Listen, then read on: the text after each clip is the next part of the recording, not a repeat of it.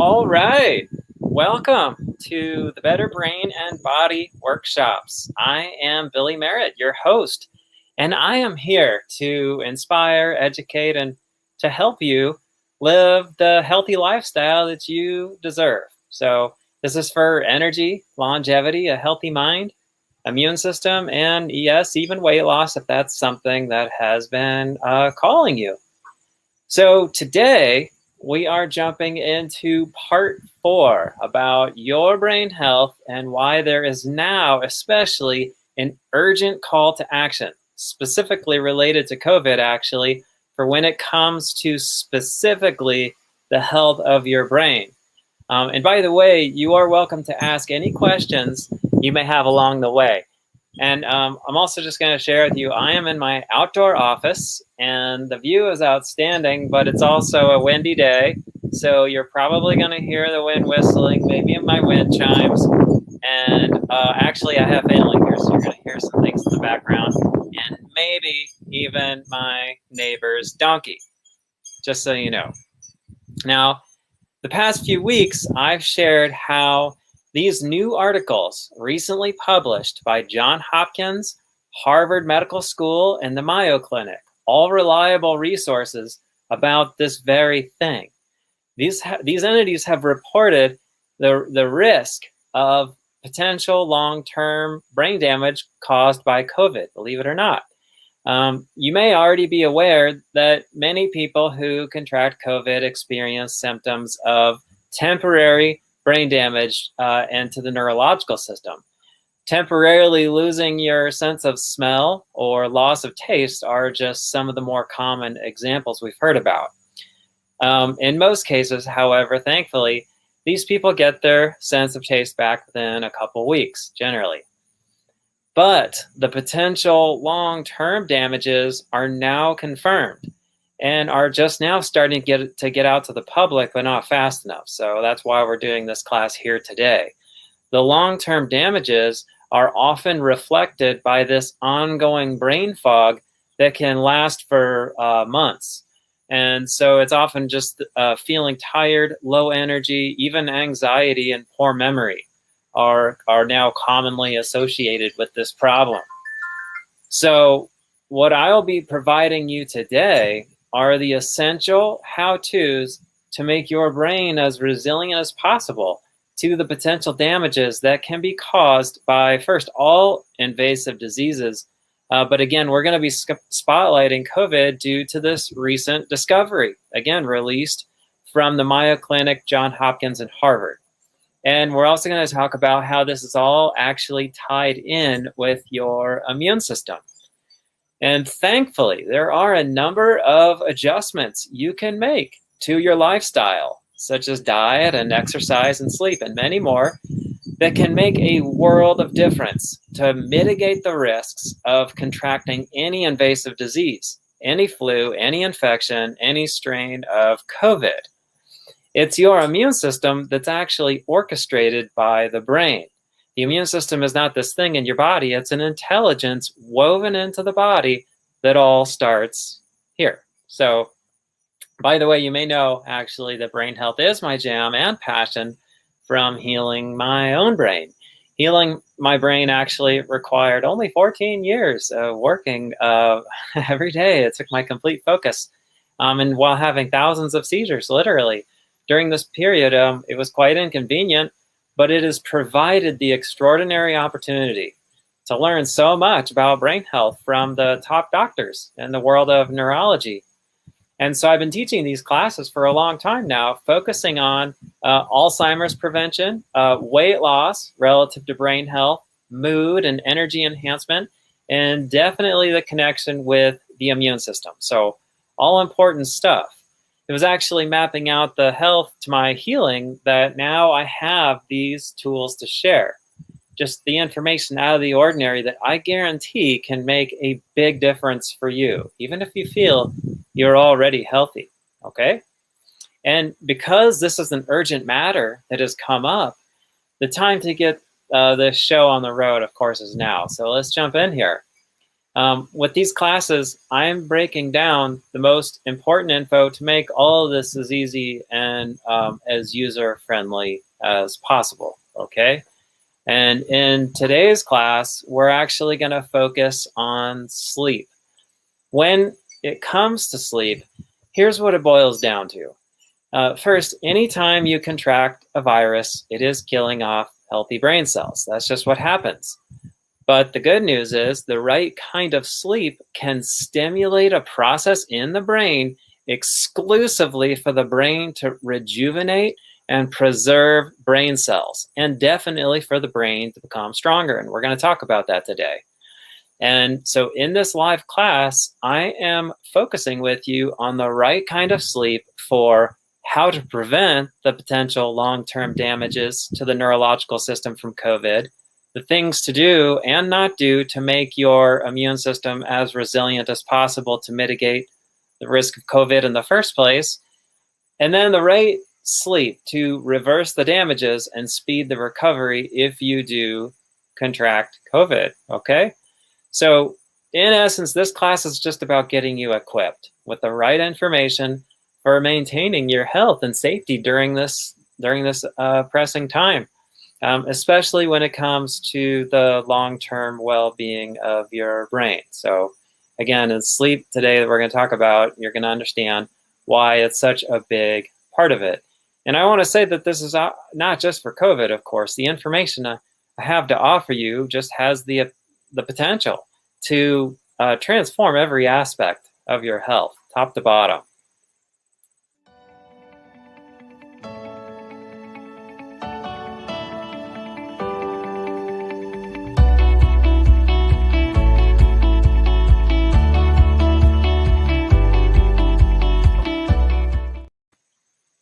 Quick question is, do you want to take your diet and brain health to new heights?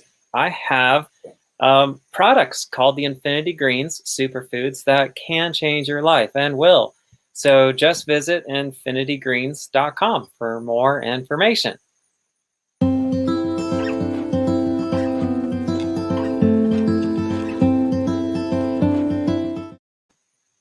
Now, like I explained, it is known that all viruses attack the nervous system in some form. But the COVID cases are now showing to cause brain damage that's more significant than the common flu, causing the ongoing cognitive and psychological problems, including the memory, the attention, the later can actually lead to anxiety and depression, and even post-traumatic stress disorder. Okay, so we're going to go into this here. It's the discovery by doctors from the Johns Hopkins University and Harvard Medical School that found the problem is this. It's these cells called megakaryocytes, and these cells are being found in the brain capillaries of individuals who have passed on from the COVID-19 infection. So these megakaryocytes, these cells are essentially making platelets. Now this is part of the body's clotting system. And these, however, are cells that should not be there in the brain. And so this issue is essentially that it is reducing blood flow in the brain. The lower blood flow in the brain equals less oxygen, which then leads to brain damage, right? So in essence, the most important key to preserve brain health is to optimize blood flow for oxygen and nutrient delivery throughout the brain. The brain is actually a vascular organ with 400 miles of vessels, believe it or not. So relative to the brain being a vascular organ, it's actually largely about preserving solid circulation. And so the last few weeks, we have focused on diet and exercise. We talked about how when it comes to brain health, it's the anti-inflammatory diet that's the most critical. The reality check is the modern diet largely causes more harm than good. And we did talk about the exact drawbacks of sugar. We talked about the right and the wrong fats. We talked about the pluses and minuses of animal protein and also alternative sources of protein. We talked about the elite foods, the foods that are high in antioxidants and phytonutrients, and specific fruits like the berries, and the right foods for digestive health. And then the high chlorophyll foods, of course, like kale, arugula, chard, spinach, blue-green algae, which is an infinity greens ingredient, and basil and mustard greens. By the way, I did share the cheat sheet in the back of my book, the Infinity Health Manual, which foods are which. Also, my recipes using the most nutrient-rich stuff and making it really palatable and easy, right? That's super important. And we did talk about the right superfoods and supplements. So we essentially did pack just the key information from chapters 1 through 8 in my book, The Infinity Health Manual, into 30 minutes last week.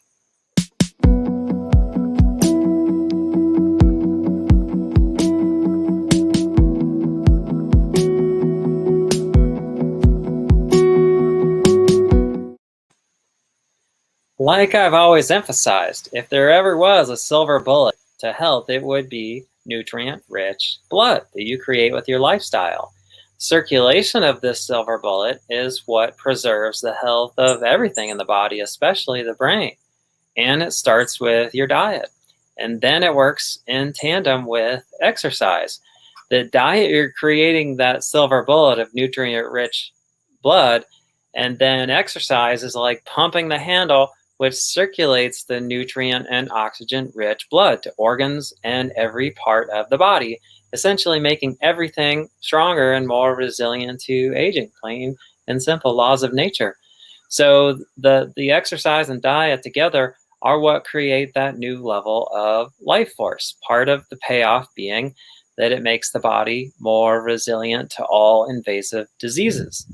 So the obvious connection here is when it comes to exercise and brain health is the increased oxygen and nutrient-rich blood flow by getting your heart rate up it's kicking in the body's restorative healing life force that can circulate through the brain to work its magic.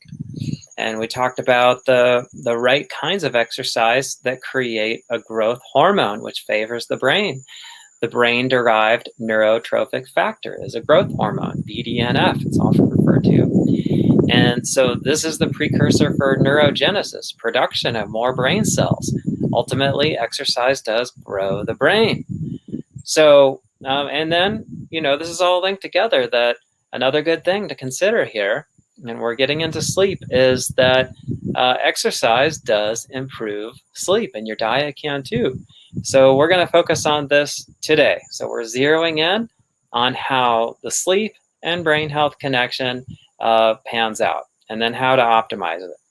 So first, it is worth sharing here that the statistics show that insomnia is a problem for nearly half of our population. And so, the reality is collectively we are a sleep-deprived nation. And naturally, sleep has a very direct impact on the performance of every function of the body, to be reflected by your energy, your immune system, even your happiness and love life, and just the ability to manage everyday stress and mental acuity, and of course, the health of your brain. Sleep is absolutely essential to the health of your brain. It's actually when the brain rejuvenates itself. And it is actually a new discovery, and that is called the glymphatic system. Okay, so the glymphatic system during sleep is what gets the metabolic junk out. It's actually similar to the lymphatic system throughout the body, but the glymphatic system is exclusively for the brain. And this is why the anti-inflammatory lifestyle is huge, that you're optimizing the circulation of the good stuff, but also for the purpose of getting nutrients and oxygen in, but it's also for getting the metabolic funk out of the cells, right? The cells in your brain, they're energy bodies that are fueled by glucose. And when glucose is burned, there is metabolic waste. And if that metabolic waste lingers in the brain, it actually goes rancid and sets in motion a slow decomposition of the brain, unfortunately. So basically, it expedites the rate at which brain cells die. It's just the way it works. So for the lymphatic system, it's really about getting the ideal amount of uninterrupted REM sleep. REM stands for rapid eye movement, and it's approximately 4 hours of this uninterrupted REM sleep that serves as a bit of a reset for the nervous system, during which the lymphatic system is working full speed. So let's figure this one out. A big topic, of course, we often hear about when it comes to healthy sleep is melatonin. It's actually something that is naturally produced by the body. People always ask me about just that. One is one of the very first things, because it's thought of as a quick fix solution, and quick fix solutions are just often favored. And that's the melatonin supplements. That yes, they may be helpful in the short term, but it is good, however, to know that melatonin in supplements, that most people don't know, is that melatonin in supplements, believe it or not, is extracted from cow pineal glands. Yes, it's true. It's a little weird, in my opinion. There are, however, melatonin products labeled, and these are, by the way, the melatonin products that are labeled as natural. There are also melatonin supplements labeled as vegan, vegetarian. The downside being that they are artificially lab formulated. So, neither is great. And so, in general, the key with supplements, if and when you have a need for them, is to keep them as natural as possible. And so the supplements I favor are those that are from plant foods. There are sedative herbs like valerian root and kava kava. These can potentially be effective sleep aids, but they are slightly toxic for the liver, and that is actually not so good for your sleep, and we're going to explain that in a few minutes. And then also the body's tolerance generally does go up with these herbs in just a few days. Now, the adaptogen herbs, on the other hand, simply have a calming effect on the body's nervous system. These are like adjusters. Good examples are lavender, tulsi, chamomile, lemon balm, passion flower, and skullcap. These natural herbs have actually been utilized for thousands of years, and they can definitely work for many people, including you. So naturally, I'm partial to these. Just simple chamomile tea is a good one. And try it with a teaspoon of honey in the evening. In fact, honey alone is effective for promoting sleep. And if you are making tea in the evening, try using only a little water, making it as concentrated as possible to avoid the extra liquid intake for just having to make multiple trips to the bathroom if you're having tea late at night. I know that there's the buzz about CBD oil extract from hemp. It can be helpful. It's definitely not the silver bullet for sleep. Sleep supplements in general are perfectly fine to use, but if you find yourself needing something more, like Valium, then there's something else going on that we need to address here, and we can. So we're going to focus on the lifestyle stuff. It's always, first of all, it's always helpful to keep light low in the evenings, preferably exposing yourself only to incandescent bulbs, not fluorescent light. The brain produces more melatonin when there is less light, naturally making you better able to sleep after the sun goes down. And the natural melatonin produced in the body is actually not something that makes you sleepy. It just helps to balance what is called the circadian rhythm, which we're going to discuss in a moment. During the evening hours, reduce your time looking at backlit screens. That's going to be huge. And this does mean getting away from your computer and also your phone, since these things are close to your face, emitting blue light. Blue light emitted from screens like these does reduce the production of melatonin in the brain. Not good. So the good news is there are glasses made specifically for filtering blue light, and may very well be a worthy consideration, especially if you do just have to work late at night. Again, my preference is to pack up the computer and not spend time on your phone. But again, some people we have to work at night sometimes. So speaking of your evening, the idea is to keep a regular sleep schedule. That it is super helpful if you can get up at the same time each morning, even on the weekend, ideally for the quality of your sleep. And it's a worthy discipline, as you will sleep better if you maintain a solid rhythm. Okay, so back to the circadian rhythm. It's the body's 24-hour internal clock that you want to ideally synchronize on this daily basis. It is very much also linked with your physical and mental health. That all of these factors absolutely play a role. I want to focus for a moment on diet. Fortunately, there are foods that can enhance the melatonin production in the brain. Few people know this. Bananas, pineapple, kiwi, cherries, especially tart cherries, oats, that's a simple one, tomatoes, rice, almonds, and goji berries. These all greatly enhance the melatonin production in the brain. Easy. On the flip side of your diet, the idea is to avoid the melatonin depleting foods. And you probably guessed it. The two are alcohol and sugar. So just another reason alcohol and sugar can interfere with sleep is because of the weakening effect that they have on the liver. And did you know that the health of your liver can absolutely affect your sleep? This is well known in Chinese medicine and Ayurveda. And so there are definitely great things you can do for the health of your liver. A simple one, a powerful, just adaptogenic superfood is milk thistle and dandelion. You can have these in a tea.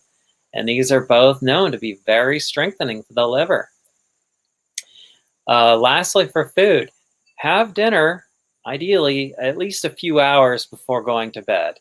Your end of the day meal should be about getting the restorative foods. That means more protein and less fuel from fats and carbohydrates. And I have a chapter in my book specifically on optimal meal sequencing. And so for dinner, we want to go for the easiest to digest foods. And if you need a late night snack, when you need it, go for something with a little honey. Yogurt is fine. There's certainly coconut yogurt is a non-dairy option, and another good one is honey and almond butter. And for that reason, my go-to choice is an Infinity C bar: honey, almond butter, and high vitamin C superfoods. Right? A note about hydration. The idea is to hydrate more during the day and less at night to keep yourself from waking up and making multiple trips to the bathroom. I generally curb my hydration after 6 p.m. And of course, there are variable factors, like if you're out dancing late, yes, better to stay hydrated than, than to go to bed extremely dehydrated, for example. And then you're just drinking more water. And having to get up once a night is pretty common. But twice a night or more, that's just not what you want. You want that 4 hours of uninterrupted sleep. And the trips to the bathroom, not so great. when it's more than once. And trips to the bathroom, by the way, can become a bigger problem for men than women, especially as men get older. It's the prostate gland that enlarges that can lead to just needing to go to the bathroom more frequently. Good news, there are natural herbal supplements specifically for that purpose, for reducing the swelling of the prostate glands. And the big one is saw palmetto, also pumpkin seed extract, or even just the whole pumpkin seeds can be a great support for that. Okay. And another common reason, actually, and this is an easy one to fix, that both men and women have to make the late night trips to the bathroom is actually from blood pooling in the legs from long days of sitting at the office that at the end of the day, when the body lays flat for the first time, these stagnant fluids in your legs, they're finally moving around and recirculating. Naturally, some of this stagnant fluid is to be eliminated from the body. So try this. After work, lay flat on your back with your legs elevated for 5 minutes. And that's really going to make a big difference. You're actually just going to, pee early. And so this is actually hugely beneficial. So this is going to definitely make a difference. Okay. Let's talk about exercise.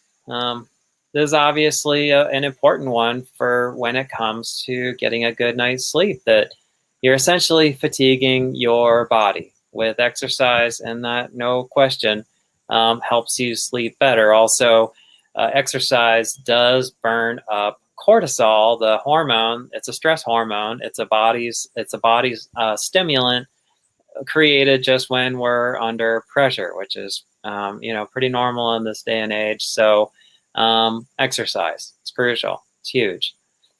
Okay. Naps. I want to mention something about naps. Cut back on the long naps. Instead, try this revitalizing technique midday when you need it. And actually, I suggest doing this regardless. And I want you to try this. Okay. Rest 10 minutes lying flat on your back. Lying flat decompresses the joints and muscles. And best of all, it puts the heart on the same level as the rest of the body. And remember, you're getting that stagnant blood circulating back into your body to get reoxygenated, right? You're helping to recirculate the oxygen-rich blood head to toe. And it will help remedy the challenge that I just mentioned above, of having to make frequent trips to the bathroom. So just the short rest on your back can be an outstanding pick-me-up. And then it doesn't interfere with sleep later. Even if you do snooze a bit when you're laying flat on your back, that's not going to hurt. I want to talk about the sleeping environment. Consideration should definitely be given to the bed you're sleeping on and maintaining a good bedroom environment, right? That after all, just consider that we spend a significant part of our lives in bed. And so what you're sleeping on is really important. Spring beds are the most common, and they're just not always without their flaws either. One of them being the flame retardant materials that they're made of. So it's super windy and it's going to rain, but that's okay. I like my outdoor office. So here we go. I'm going to keep going. So the problem with the flame retardant materials in the common mattresses is they give off a toxic gas, which you're breathing in all night. And also just most mattress pads are also made from petroleum products that do produce a similar gas. So wouldn't be a major concern with infrequent exposure. But again, I mean, we're talking a substantial portion of our time, just that we're spending a lot of time in this atmosphere with these off-gassing pollutants. So in general, of course, in life, a big priority is always cutting back on our exposure to toxins. So the good news is there are beds made from natural materials, making them healthier. Absolutely. A futon filled with cotton is not my first choice, I'll be honest. But the beds made of natural latex are becoming much more common. That is my preference. And so definitely a superior upgrade from futons, although some people do really well on firm mattresses. And then again, you're in a much more pure sleeping environment since cotton is not giving off the same toxic gas as plastic and petroleum products.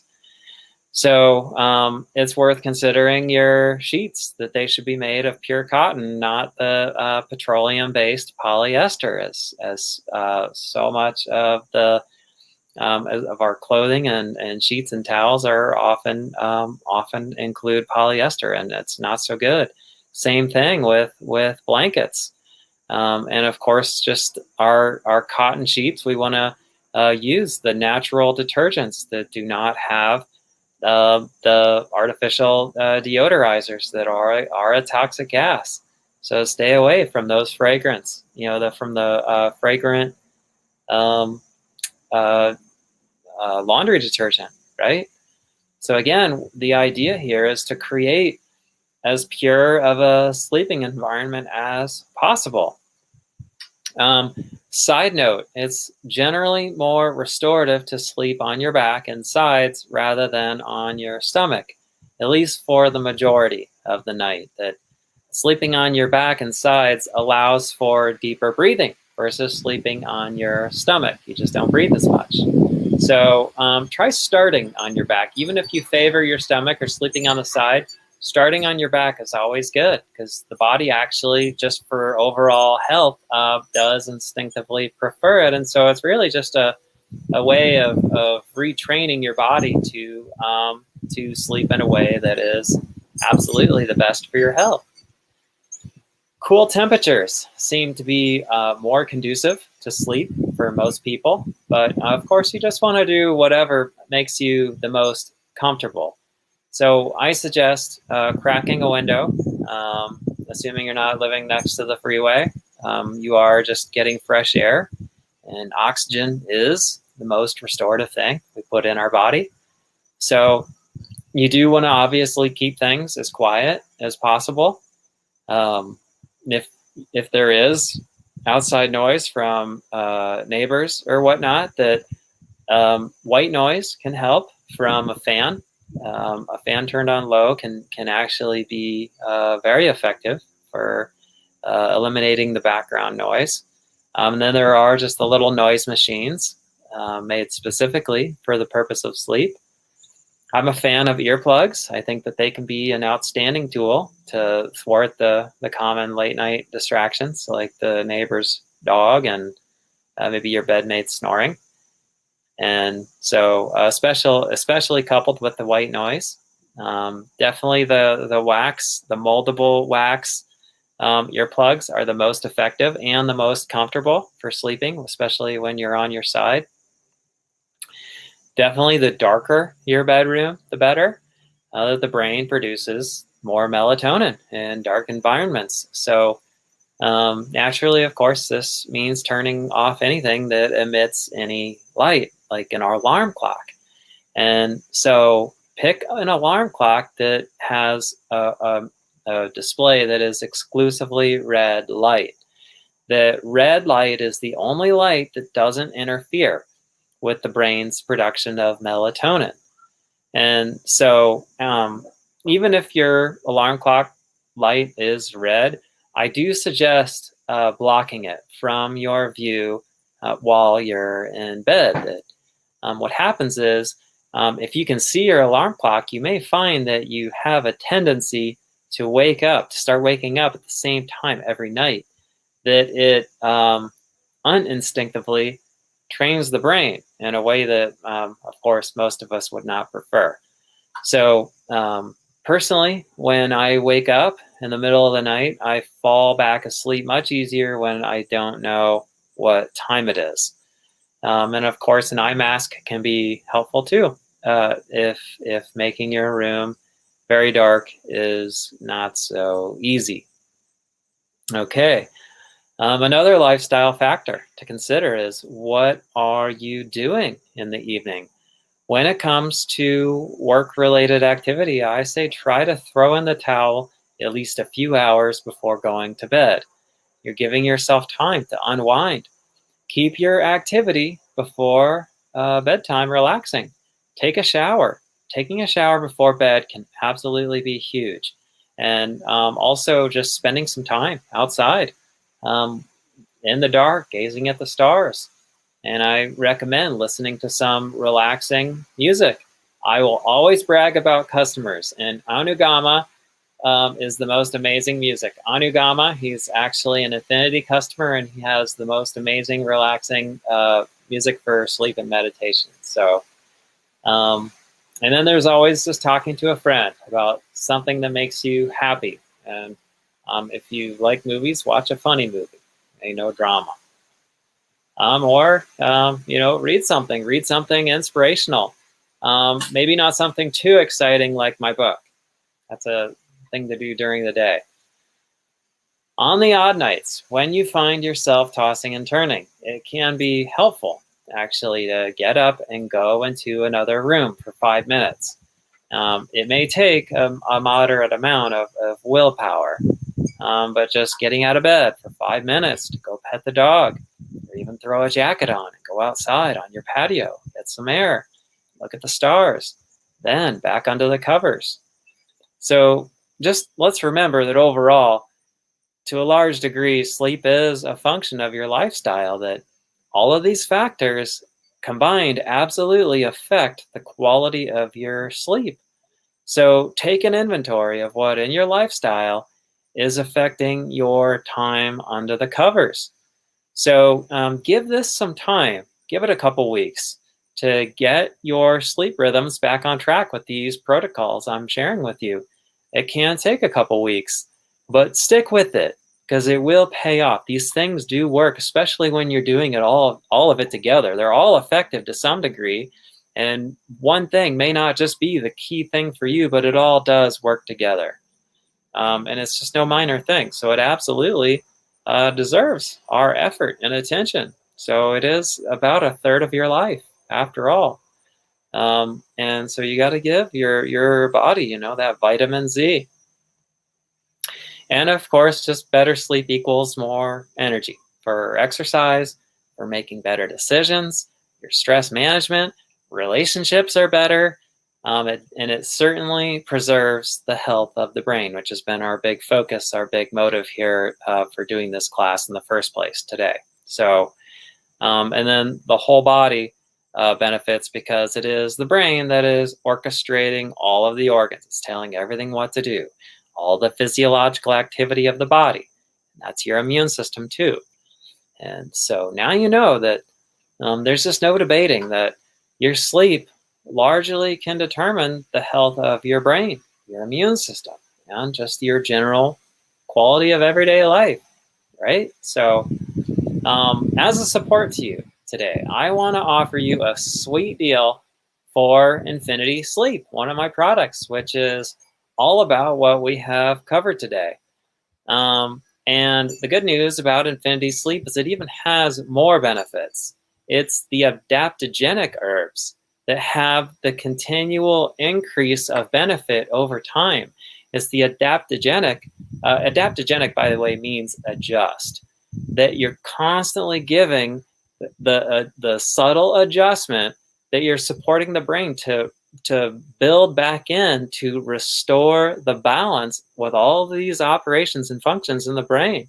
And you're essentially creating this stability, a stable neural pathways activity. So to support you, here is the coupon code to get 10% off your order. Just sleep 10, just enter sleep 10 into the coupon code box when you're checking out. Okay. And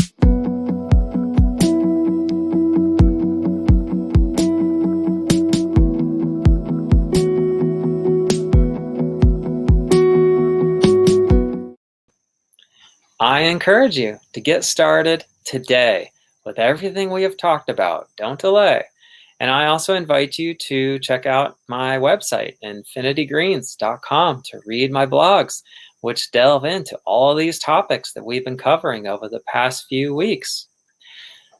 So let's motivate on this together, okay? For the sake of just living our lives to the full potential, to just reveal our greatest selfhood, that more than ever, the human body and the human spirit needs a boost. And so let's be in on that together.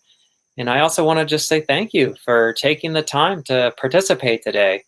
I've been receiving a lot of positive feedback from doing these live classes, and I'm glad, since it is my preferred way to just share information like this, especially when the information is urgent, like we've been talking about today. So if you find these videos helpful, then definitely share them with your friends, since naturally this helps expand the influence of the information I have to share.